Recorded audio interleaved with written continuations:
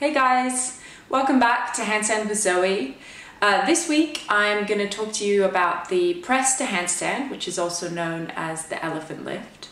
So the press to handstand is something that a lot of beginners will find very challenging, and that's because it requires a lot of foundational elements to be in place in order for the movement to work.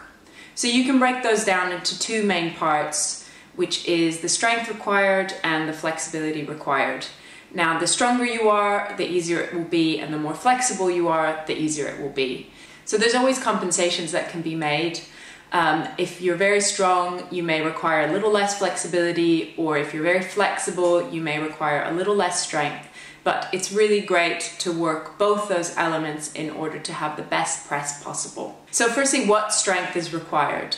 Well, obviously, I talk a lot about your shoulder strength, but that is a given for this exercise. You need a huge amount of shoulder and upper back strength in order to do the press to handstand with straight arms. So there are variations of a press to handstand, some done with bent arms, and that's just a different exercise. Bent arm strength is not the same as straight arm strength. So the press that I'm going to be showing you today is the straight arm press. So you're also going to need quite a lot of core strength and stability, and also the ability to compress in your hip flexors, so that sort of your lower abs and your hip flexors get involved as well. In terms of flexibility, you need a good range of motion in your shoulders so that you can lift your arms overhead without losing the position in your back. So you also need what I like to call fold flexibility, so that's being able to fold at the hips, so either in a straddle position or in a pike position. And if you're going to do the straddle variation of the press, you need your middle splits or your box splits to be as open as possible. So I'm going to show you some basic exercises that will improve your flexibility for the press, and I'm also going to show you some very simple strength exercises that will prepare you for the press. So I'm going to do this video in two parts because there's a lot to cover.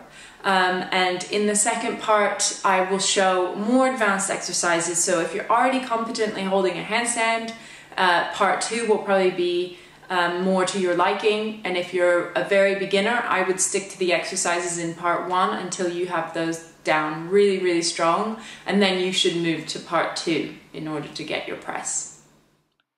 So I described this exercise in a little more depth in tutorial 5. So if you want to go back and have a look at that, basically you just need to grab a chair, put your elbows together, and then press down while maintaining a good handstand position in your back. So there's various ways to stretch your shoulders. So you can also take your hands to the edge of the chair like this and then really push down in the shoulder. You can see I'm still maintaining a good back position. Here I'm just sinking down, sticking my bum out, and this is going to get my upper back as well as my shoulders. You can also do a little bit of what's called Pnf stretching. So you can see here I'm resisting, trying to close my shoulders, and then I'm relaxing for about 5 seconds, and then resisting and relaxing again down.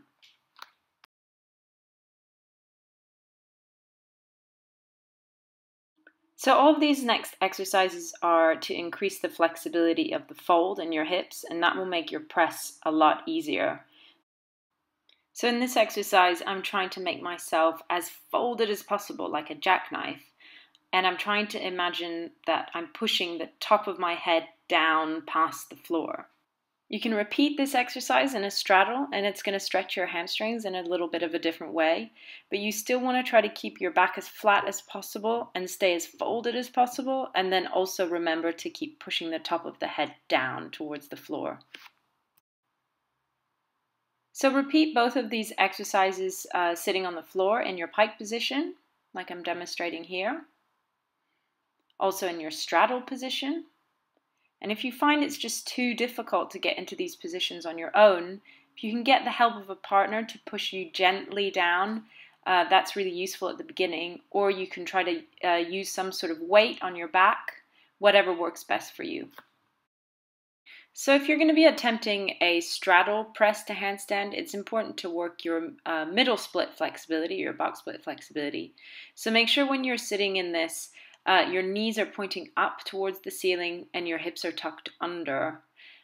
Sitting in your position this way works your active flexibility, but you can also roll forward. Again, your knees are pointing forward and your hips are tucked under.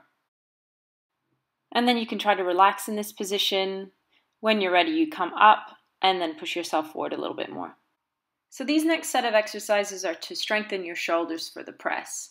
So if you grab a chair or a box or something and you put your feet up on the box, try to center your hips over your shoulders and hands. And then you're slowly going to allow your shoulders to drop forward into a sort of planche position and then push back. So you're going forward and back and forward and back. Place your hands on the floor in front of you in a pike position with your legs together. And then you're just going to do little walks where you press as much up into your shoulders as possible and you just see if your feet will lift off the floor. As a beginner, you might find that your feet just do not lift off the floor, but that's okay. As much as you can, try to block your shoulders and press your feet up, and it will start to happen eventually. And then you can repeat this exercise in a straddle. So you just have your legs a little wider than your arms. And again, you can see that I'm blocking my shoulders as much as I can so they don't drop forward. And that enables my legs to lift up off the floor.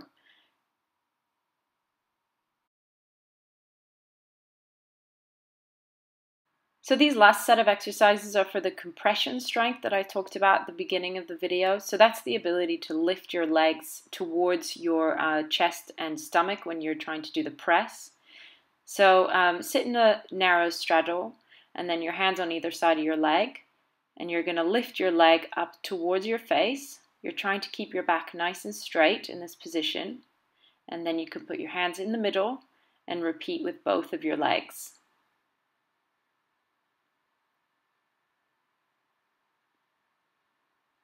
Now you can do this exercise in a pike position too. So you can see here, I'm not going to round my back. I'm going to keep a nice straight back. And then I'm not going to put my hands too far out in front of you or else I'm going to not be able to lift my legs at all. So again, one leg, then the other leg, and then both legs together. You're going to feel this really deep in your hip flexors and your abdominals, and try to keep your legs straight throughout.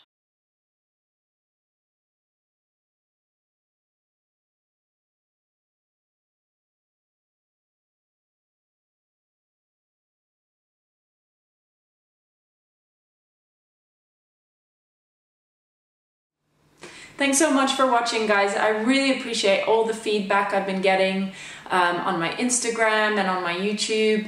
It's just really, really great to hear what you need from me and the questions that you have. So keep them coming. I'm going to try to address those in the future. You can follow me on Instagram. You can also visit my website. I'll have links to all of those for you.